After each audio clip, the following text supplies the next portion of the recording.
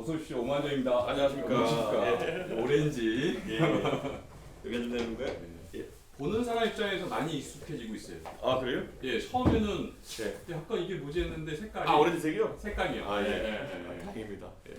여기 뒤가 예. 보도국이에요. 네. 처음 오시죠? 여기 처음 와보네요. 예, 여기가 이제 정치, 경제, 사회, 문화 오. 다 있습니다. 이제 마이크 차시는데 지난주에 예. 조원진 대표가 오셔서 예. 이준석 대표 싫지만 네. 개혁신당은 성공했으면 좋겠다고. 그 그럼- 내가 뭐가 그렇게 싫으세요 했더니 너무 안색을 많이 한다고.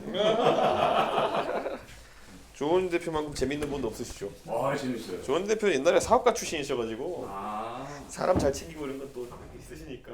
한 8년 정도 떠나 계시니까 예. 큰 스님 말씀을 듣는 듯한 느낌이었어요. 원진 대사. 네.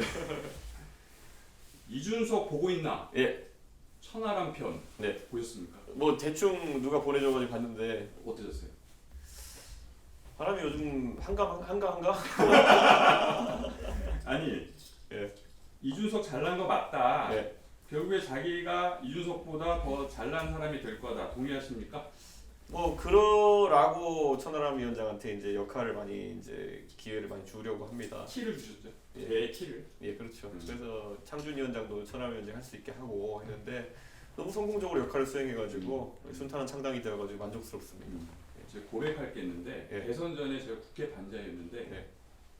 저보다 나이 어린 당 대표. 네. 되게 생경하고 어색했어요. 어, 근데 여의도 정치판에서 이준석 대표를 약간 나이 어린 당 대표 이런 느낌 많이 받아오셨죠. 네, 그렇습니다. 오랜 기간.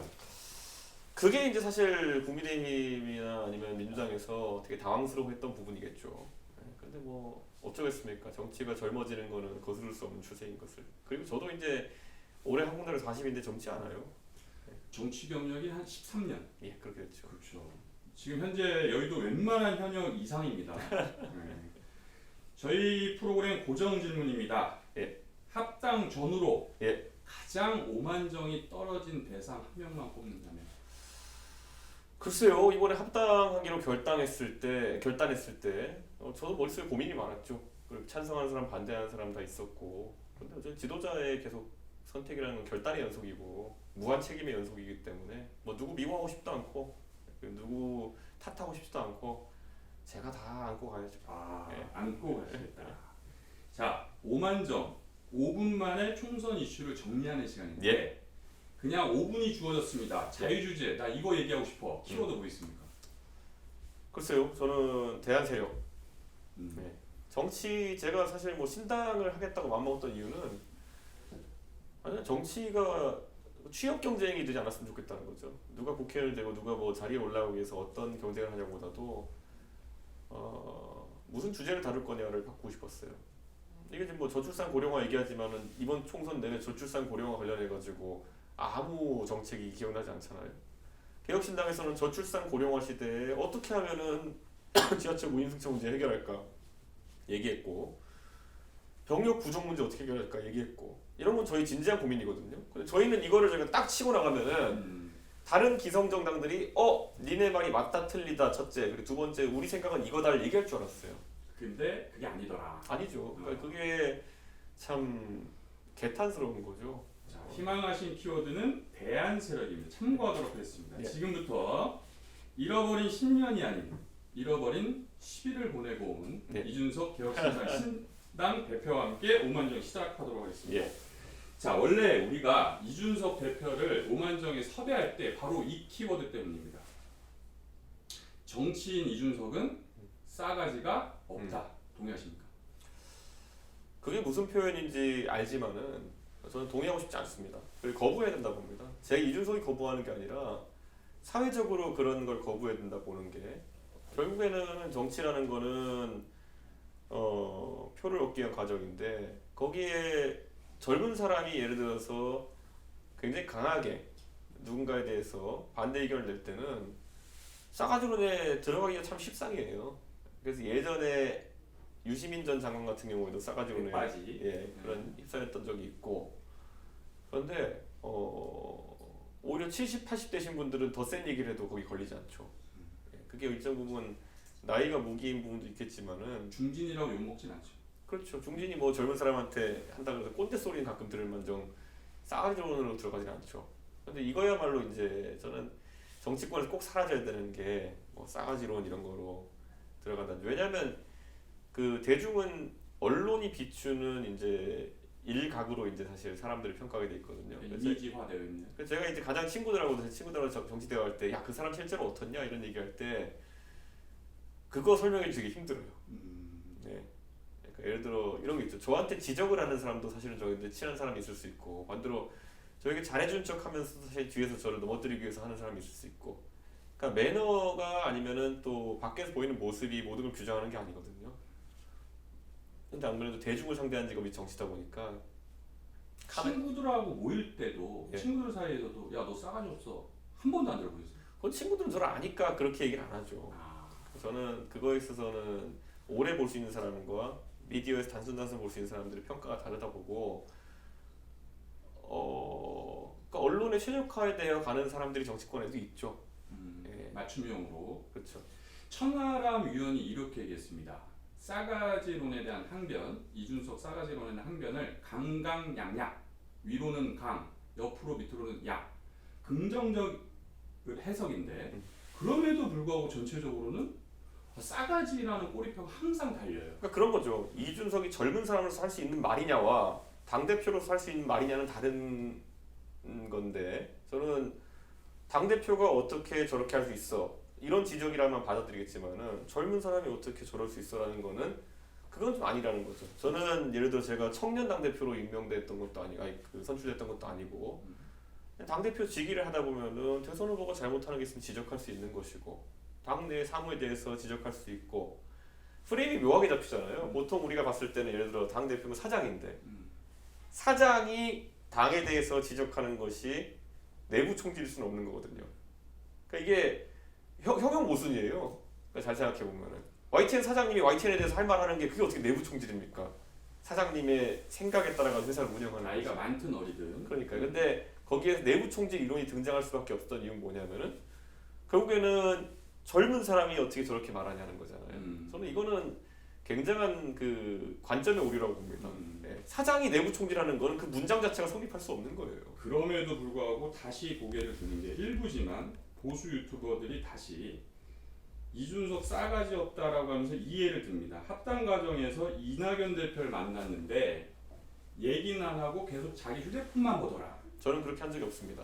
제가 이낙연 총리님을 처음 본 게 뭐냐면은 제가 그때 뭔가 되게 중요한 일정을 하고 있었는데 급하게 여기 사무실에서 12시쯤인가 뵙자고 저한테 하셔가지고 일을 마무리하지 못하고 가지고 이낙연 총리님한테 제가 이것만 제가 전송하고 제가 그러면은 말씀 나누겠습니다 하고 노트북 꺼내서 제가 일을 하고 대화를 한 적밖에 없습니다. 실제로 한 번밖에 세석이 안 만났기 때문에 그거는 어디서 전원을 들었는지 모르겠지만 전혀 성립되지 그때 두 않는 분만 계셨나요? 예. 아 그러면은 이낙연 대표가 혹시 기분 나쁘다고?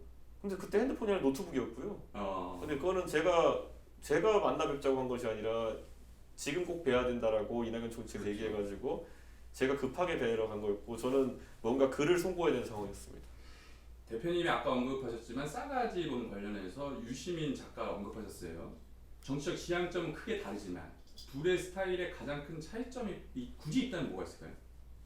글쎄요, 저는 유시민 작가의 어떤 정치적 행보를 많이 추적해온 건 아니에요. 제가 저랑 활동 시기가 거의 한 10년, 20년 정도 차이가 나다 보니까 그건 저는 그때 유시민 작가 더 힘들었을 거라 봐요.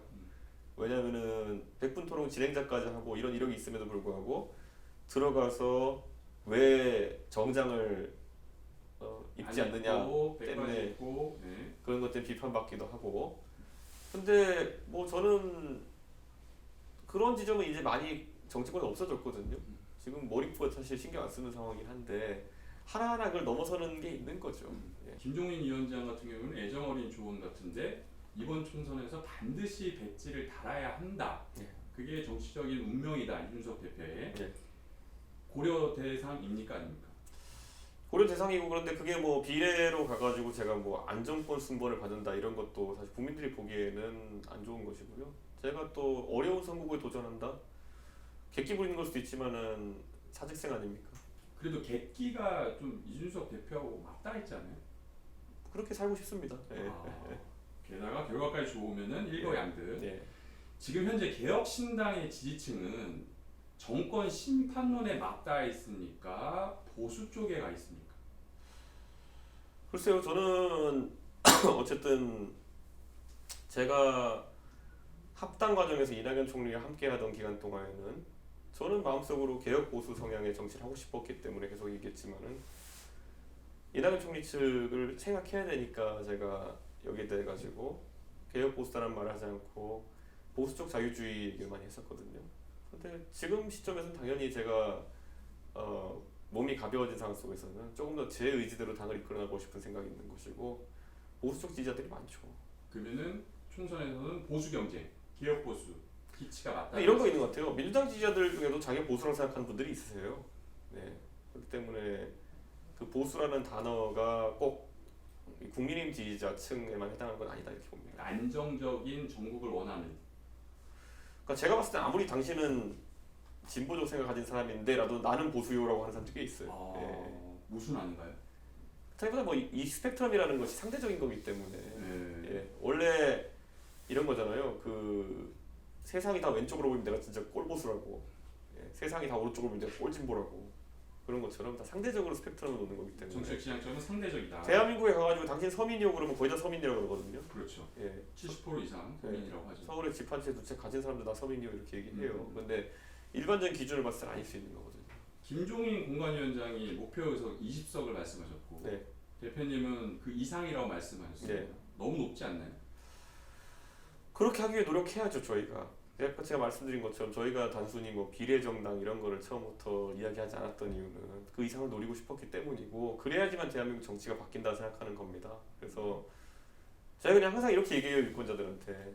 다시 한번 그 지난 3년처럼 윤석열이 나쁘냐 그럼 김건희가 나쁘냐 아니면은 이재명이 나쁘냐를 갖고 서로 머리 끄댕이 잡고 싸우는 정치를 하고 싶으십니까? 아니면은 누군가는 거기에 대해서 안 돼라고 얘기한다든지 아니면 누군가는 다른 얘기를 하는, 차라리 무임승차를 바꾸자는 게 미래지향적이잖아요.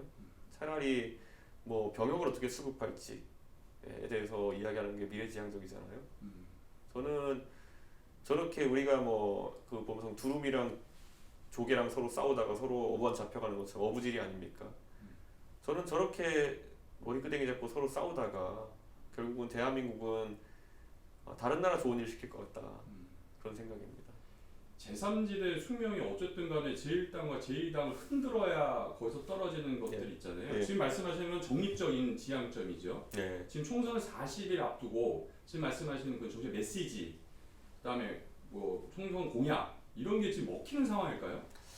이제 공약에 대한 관심사가 떨어지는 이유 중에 하나는 결국엔 선거에서 우리가 대통령제이기 때문에 그 당의 리더십이 누구냐에 따라 가지고 그거에 대한 기대감으로 투표를 많이 하긴 합니다. 그리고 아무래도 의석수가 아직 적은 상황에서는 미디어 노출 시간이 더 적게 돼 있거든요. 그러다 보니까 원래 3당의 위치가 시간이 가면 자연 감쇄하는 것처럼 보이는 모양이 될 수도 있는데요.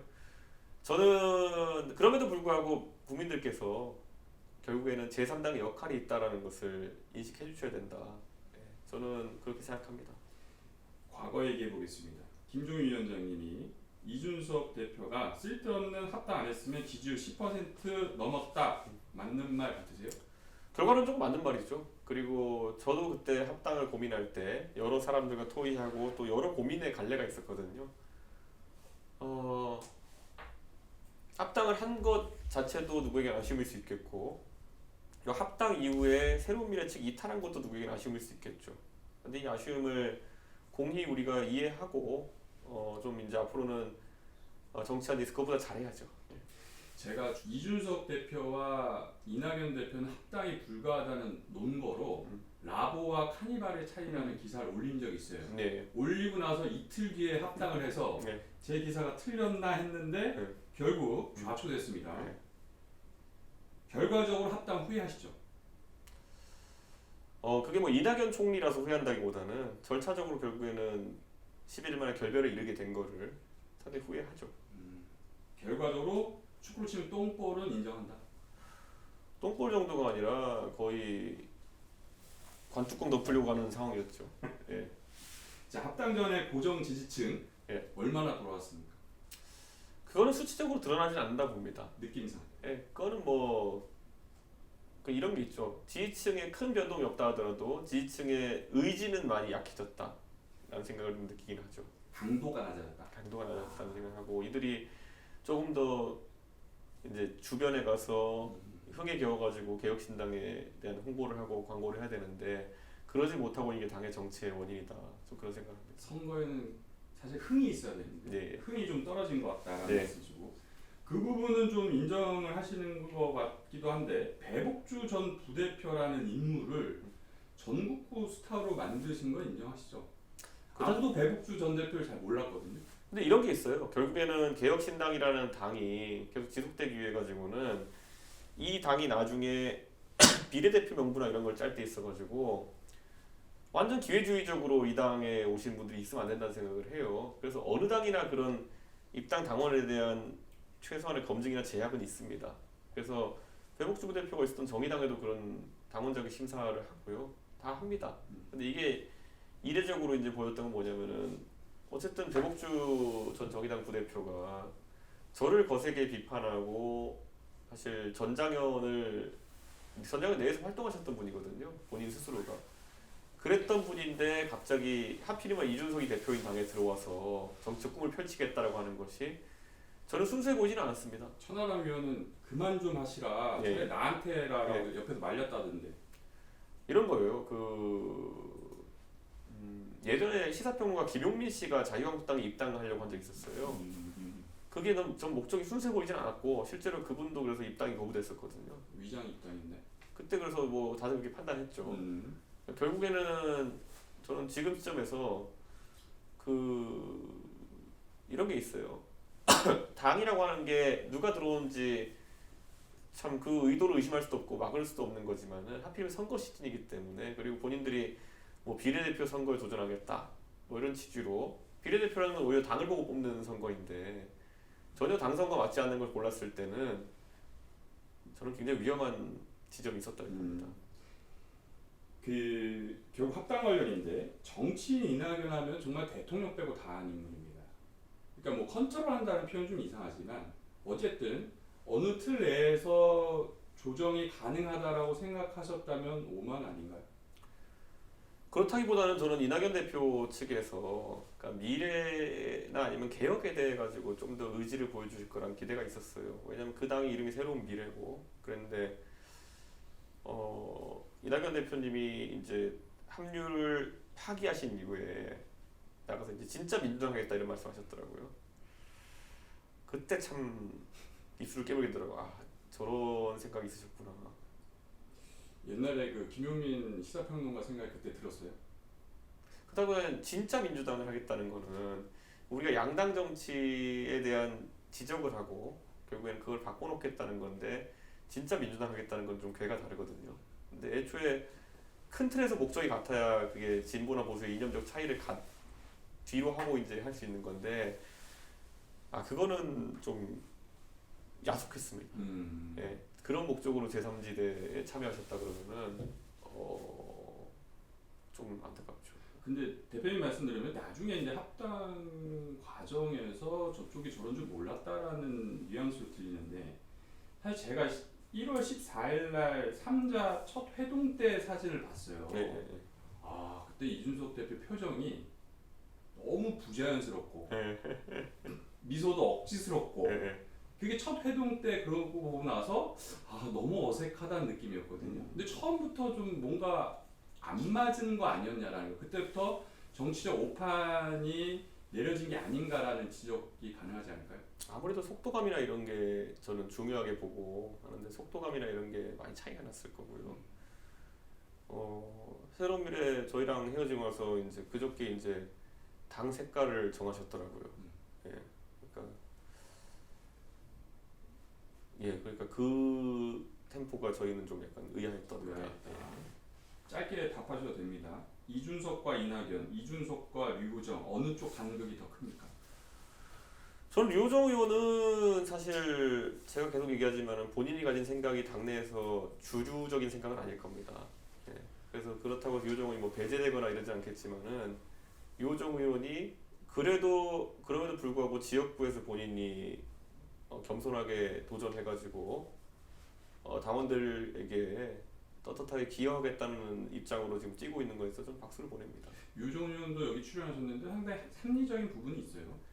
유정 의원이 이제 초반에 의정 활동하면서 제일 국회에서 젊은 의원이다 보니까 좀 파격성으로 많이 각인되고 장 예, 뭐 그리고 정의당이 결국에는 이번에 국회에서 정의당 6명의 의원 중에 배진교 의원님 빼고 전부 다 여성이고 이러다 보니까 정의당이 과거에 뭐 노동의 정의당 이런 정의당에서 소위 소수자 정치, 예, 페미니즘 정치의 정의당으로 바뀌는 모습이 있고 그래서 당이 좀 쇠락해가면서 그거의 책임으로 이제 이호정 의원이 지목돼가지고 대중적으로 많이 좀 지적을 받은 게 있거든요. 저는 글쎄요, 그거는 류호정 의원이 좀 과도하게 비판받는 부분이 있다고 생각합니다. 그러니까 저는 정의당 내에서도 제가 잘 아는 분들이 있지만은 그 안에서 오히려 소수자 정치를 과도하게 펼쳐가지고 문제된 분들은 따로 있습니다. 예. 제3지대의 어떤 숙명과도 같은데 바로 제1당, 제2당에 대한 평가입니다. 자, 국민의힘의 공천 무음이 문제입니까? 민주당의 공천 잡음, 현재의 잡음이 더 큰 문제인 것 같습니까? 국민의힘은 이제 사실 지금 특검법 표결을 앞두고 어떻게든 잡음이 나면 죽는다라는 생각으로 살기 위한 공천을 하고 있는 거였고, 저는 민주당은 오만함 속에서 이제 결국엔 내가 다 먹겠다라는 식의 독식 공천을 하려는 거거든요. 과거에 그 독식 공천을 하려고 했다가 망했던 게 2016년에 새누리당이었죠. 그리고 어떻게든 살기 위한 공천을 했던 그 당시 민주당이었고요. 그래서 저는 좀 의아하긴 합니다. 완전히 리버스로 그런 상황이 일어나고 있는데, 이재명 대표가 이번에 의석수로 어떤 결과를 낼지 모르겠지만은 리더십에는 치명적인 타격을 받을 것 같다는 생각합니다. 상징적인 케이스를 하나 들어볼게요. 자, 각 당 입장에서 보면 민주당의 임종석 공천 배제가 잘한 걸까요?